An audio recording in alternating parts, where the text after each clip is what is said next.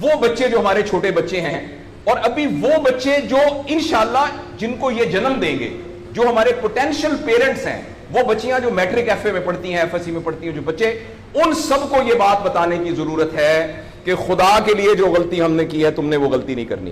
اپنے value system کو ٹھیک کرنا ہے۔ میں نے سر ایک سٹڈی کی، ابھی وہ جاری ہے،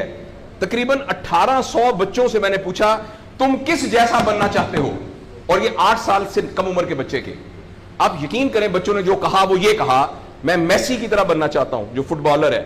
کسی نے کہا میں عاطف اسلم کی طرح بننا چاہتا ہوں، کسی نے انڈیا کے اداروں کا نام لیا، کسی نے نہیں کہا میں ابو بکر کی طرح بننا چاہتا ہوں، کسی نے نہیں کہا میں حضرت علی کی طرح بننا چاہتا ہوں، کسی نے نہیں کہا میں قائد اعظم کی طرح بننا چاہتا ہوں، کسی نے نہیں کہا میں عبدالستار ریدی کی طرح بننا چاہتا ہوں۔ ایک بچی نے صرف کہا کہ میں حضرت فاطمہ کی طرح۔ میں نے اپنے یوٹیوب چینل پہ اس کا بچی کا انٹرویو لایا، چھوٹی سی بچی نے کہا میں پارک میں پھر رہی تھی، میں نے کہا بیٹا تم کیا بننا چاہتی ہو؟ کہتی میں حضرت فاطمہ کی طرح بننا چاہتی ہوں۔ تو میرے دوستو،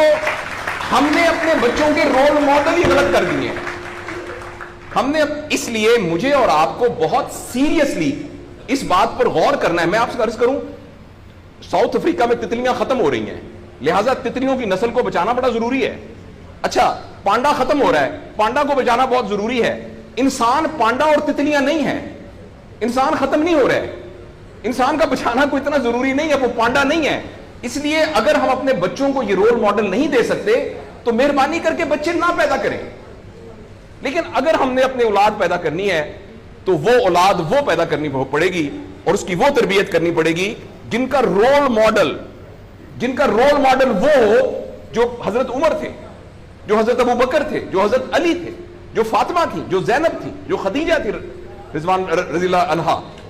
یہ ہمارے رول ماڈل ہمیں پیدا کرنے پڑیں گے، اور یہ تب ہوگا جب ہمارے اندر سے یہ دو چیزیں ختم ہوں گی۔ نمبر ایک، ہم پیسے کی بنیاد پر اپنے آپ کو بڑا نہ سمجھیں، اور دوسرا یہ کہ ہم فرد کو فرد کے لیے تیار نہ کریں، فرد کو معاشرے کے لیے تیار کریں۔ میرا بیٹا تو 1100 میں سے 1100 نمبر لے کے ڈاکٹر بن کے ایک جگہ پر اسسٹنٹ پروفیسر لگا ہوا ہے، معاشرے کو کیا فائدہ ہوا ہے؟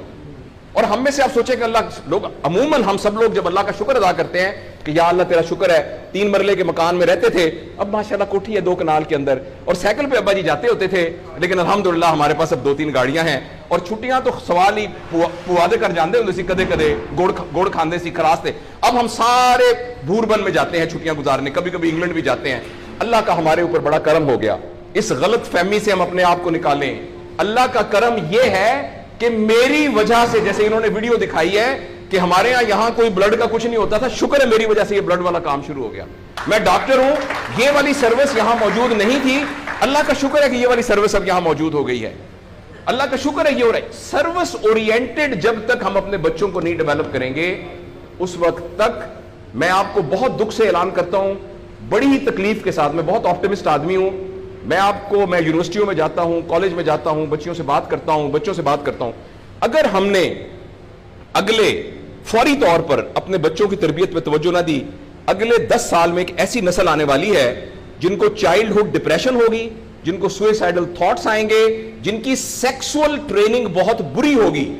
اور جن کے اندر ریلیشن شپ پرابلمز ہوں گے، اور یہ ہونے والا ہے، ہماری آنکھوں کے سامنے ہونے والا ہے۔ اگر آپ کے ہاتھ میں ایک موبائل ہے، آپ ابھی اپنا موبائل کھول کے فیس بک کھولے، جو پہلی